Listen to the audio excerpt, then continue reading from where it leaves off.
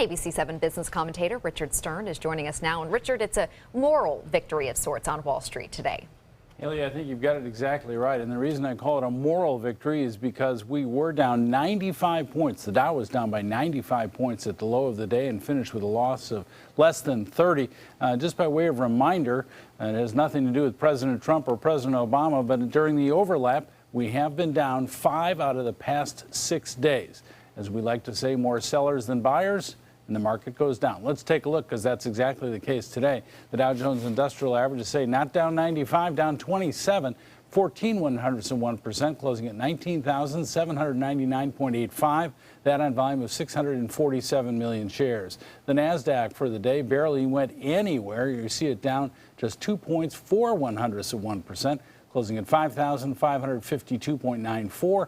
That on volume of 1,508 million shares. And 0.25% also for the S&P, down 6 points at 2,265.20.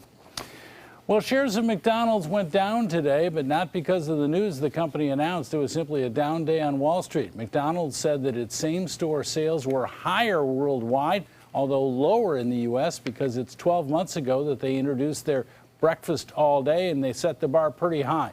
But they did come pretty darn close. Earnings overall were 10% higher than expected. Same-store sales, as I say, all over the world were higher. And McDonald's seems to be doing an awful lot of things right since they've had a change in ownership, or a change in management, I should say, just over 12 months ago. But I said to Scott at noontime, and I'll say it again, they say one of their biggest problems right now is they can't keep their McFlurry machines from working properly. And that's certainly a problem for a company like that. And one would think they'd get some engineers to get that solved pretty fast.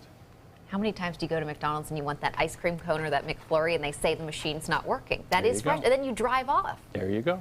It's happened to you, apparently. Many times. Yeah, Yep. Also some news tonight, Richard, and one of my favorite places to shop, and that's Home Depot.